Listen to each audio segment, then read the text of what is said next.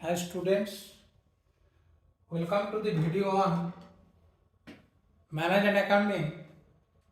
Under cash flow statement, we have already discussed in the previous videos the direct method of operating activity, that is cash flow from operating activity by applying direct method. Direct method means only direct, that is inflow of cash and outflow of cash. In that case, we are considering in inflow of cash received from the customer or debtors. Then in outflow, we are considering cash payment to suppliers, employees and other expenses. In both the cases, in this video we are calculating the cash flow from operating activity by applying indirect method. In both of the cases, the result is same. That means cash flow from operating activity or cash uses from operating activity is same if we apply both direct method and indirect method.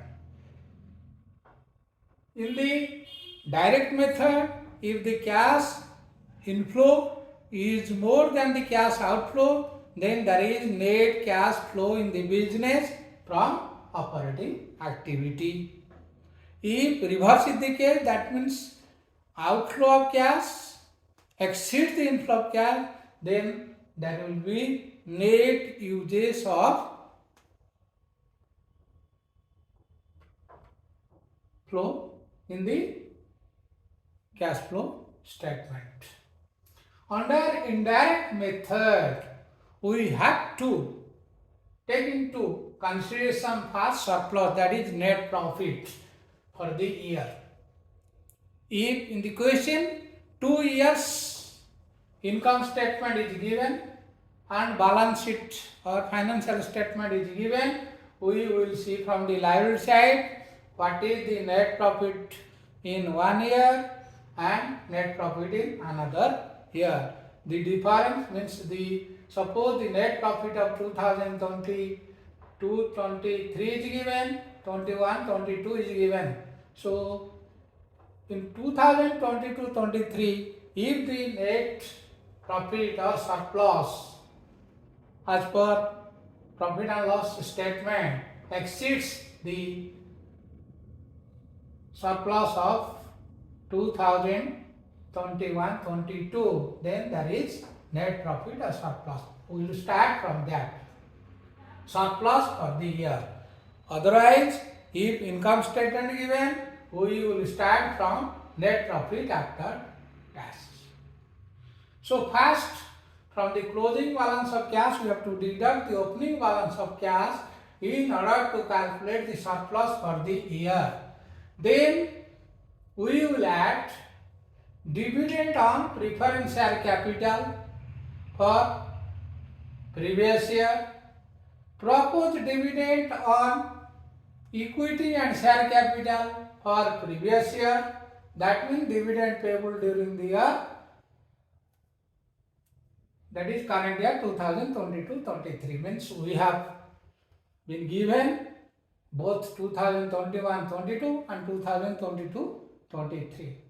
So in case of proposed dividend, actually the company, it is borrowed by director meeting, they decide how much dividend they will pay to the investors or equity shareholder or preference shareholder, and for that they will keep in the provision.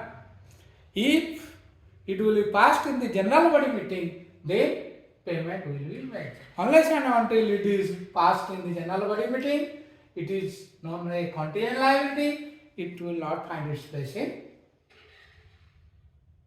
profit and loss account or balance sheet. So dividend on preference share capital for previous year will added, because it arises out of non-operational activity. In case of direct method, we are directly taking from operational activity point of view. Here indirect method, all non-operational activity expenses will be added and income will be deducted in order to get the cash flow from operating activity. Then interim dividend paid during the current year, we have to add these three. Then we will get net profit before tax and some extraordinary item for non-cash and non-operating items. So non-cash and non-operating item. What are the non-cash items? Like depreciation, because when we are calculating the cash profit, we are considering net profit plus depreciation. We got the cash profits of the company. So the non-cash and non-operating items are depreciation, then amortization of intangible assets. Suppose you write on the debit side of profit and loss, statement of profit loss, 2 goodwill written off, 2 patents write off, 2 trademark write off, 2 copyrights write off. As a result, our net profit is reduced. We will add those items to get the actual cash inflow of the business. Then amortization of preliminary expenses, that you know. Preliminary expense means the expenses the company incurred before its operation or before commencement of business. Whatever expenses the company incurred, that is treated as preliminary expenses, and that is the return of between suppose 5 years, 6 years. So every year 1/5 or 1/6 will be debited to profit and loss account. That is non-cash item. So it will be added with the net profit. Then expenses on discount or issue of share and debenture, provision for doubtful debt, provision for discount on debtor or trade receivable, then provision for other expenses. These items are non-cash, non-operating expenses, so it should be added in order to calculate the actual cash inflow of the business. Then loss on sale of fixed asset. As a result of loss on sale of fixed asset, our net profit will be reduced. So it is non-operating activity, so we will add it. Loss on sale of fixed asset, loss on sale of investment, then interest charged on debenture, interest given on loans and borrowing. These items are to be added. Similarly, due to some income, our net profit is appreciated or increased, so we have to calculate the actual cash flow, that is inflow of cash out of operating activity. In that case, we have to deduct the following items. One is appreciation. When depreciation we are added, the appreciation means increase in the value of fixed assets, that will be deducted. Excess provision or reserve, which is actually written off as shown in the profit and loss statement and profit and loss. Similarly, interest received, dividend received, rental income, profit or gain on sale of fixed assets, investments, these are to be subtracted in order to calculate the actual inflow of cash. Then this is known as operating profit before working capital. So working capital, you know, it is the difference of current assets and current liability. That means excess of current assets over current liability is known as net working capital.